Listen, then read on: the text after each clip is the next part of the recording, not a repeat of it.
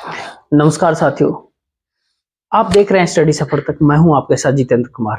आज आपसे बात करेंगे राम लहर के बीच दक्षिण भारत की पीएम मोदी की यात्राओं के ऊपर।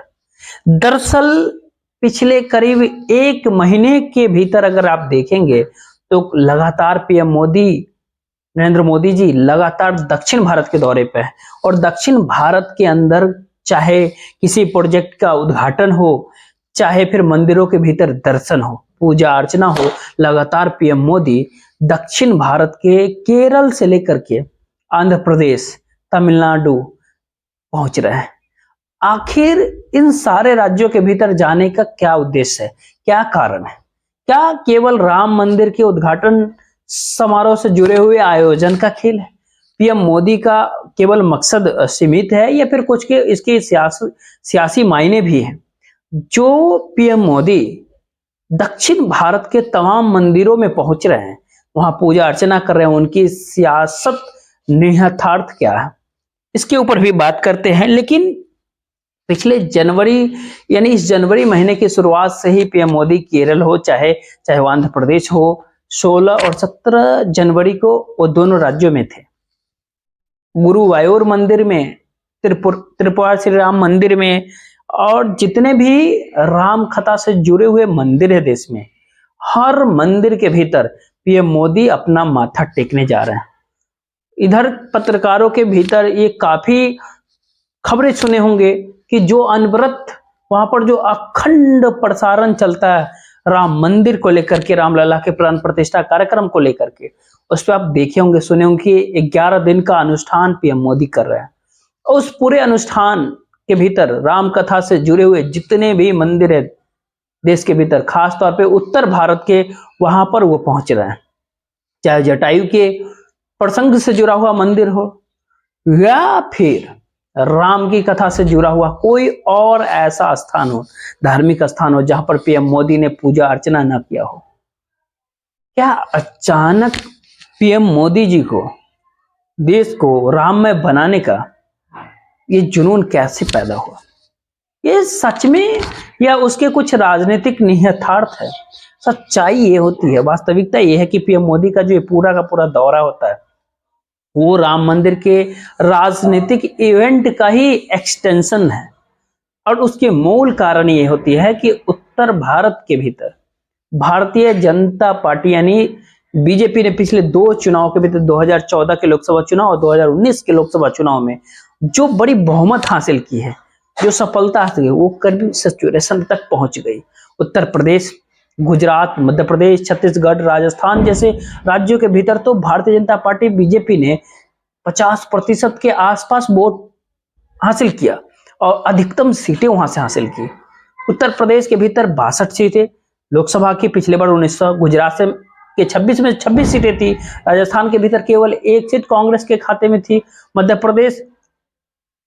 राजस्थान के भीतर पूरी सीटें थे।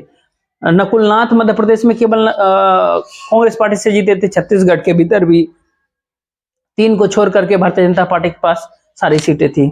लेकिन इस बार 2024 के लोकसभा चुनाव की जो स्थिति है, इस राम मंदिर के पूरे अयोध्यामय राममय होने के बावजूद पीएम मोदी को बखूबी पता है कि अब जो वोट है वो बढ़ेगा या नहीं बढ़ेगा।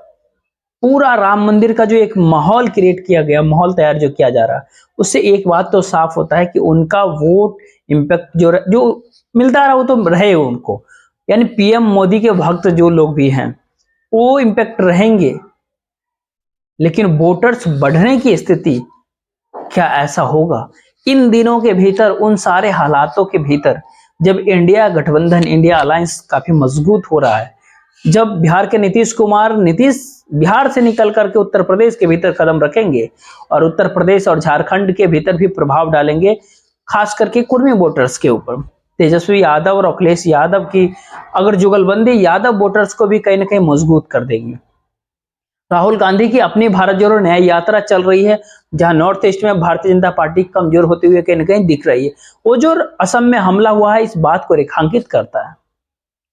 राहुल गांधी के भारत जोड़ो न्याय यात्रा के ऊपर जो हमला किया गया, अब उत्तर भारत के भीतर पीएम मोदी का सीट क्या बढ़ेगी या नहीं बढ़ेगी, एक उत्तर प्रदेश से काफी उम्मीदें जरूर है, लेकिन अखिलेश यादव, जयंत चौधरी, कांग्रेस पार्टी अभी एकजुट है उत्तर प्रदेश के भीतर।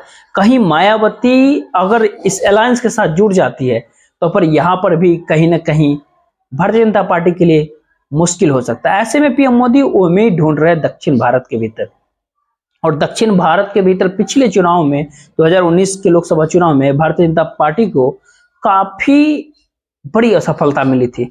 वहां पे काफी बड़ा सफलता नहीं मिला, करीब 134 जो दक्षिण भारत के लोकसभा की सीटें हैं उनमें से केवल और केवल 36 सीटें ही जीती थी भारतीय जनता पार्टी।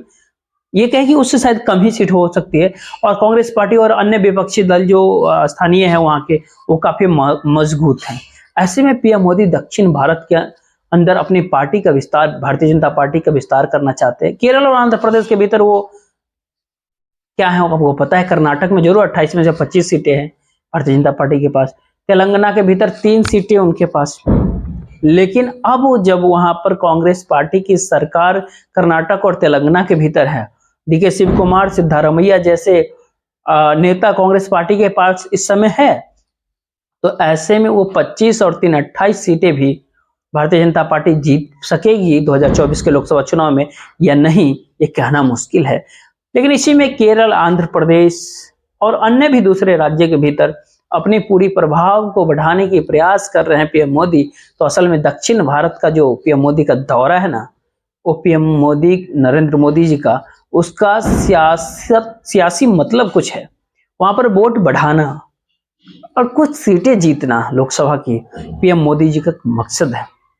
और इसीलिए उन्होंने 14 जनवरी को मकर संक्रांति के शुभ अवसर पर दिल्ली के भीतर पोंगल जैसे त्योहार मनाया। पोंगल जो दक्षिण भारत का त्योहार होता है, ये दक्षिण भारत से आने वाले केंद्रीय मंत्री के साथ उन्होंने वो त्योहार को सेलिब्रेट किया, त्योहार को मनाया। उसी तरह से काशी में पिछले 2 सालों से पीएम मोदी काशी तमिल संगम करते हैं। लगातार तमिलनाडु के लोगों को वहां पर काशी में ला करके और उत्तर और दक्षिण के उस पूरे सांस्कृतिक विरासत को एकजुट करने की वो कोशिश करता है। लेकिन ये कोशिश विशुद्ध रूप से राजनीति है, क्योंकि तमिलनाडु के भीतर भी जो धार्मिक या ये कहे विकेंद्रीकरण है वहां पर, उसकी परिस्थिति जो है डामाडोल है। वहां पर पेरियार का आंदोलन खड़ा है, जिसके भीतर रामायण के जैसी किताब और उन पेरियार के जरिए दक्षिण भारत के भीतर राम कथा के अगेंस्ट एक नैरेटिव बन गया था।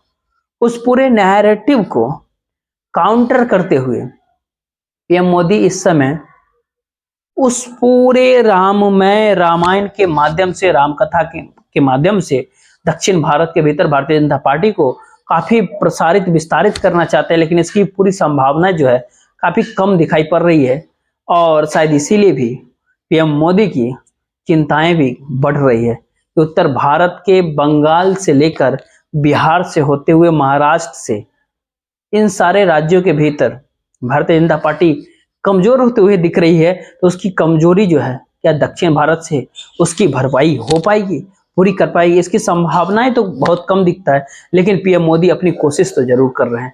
काफी शुक्रिया। जय हिंद।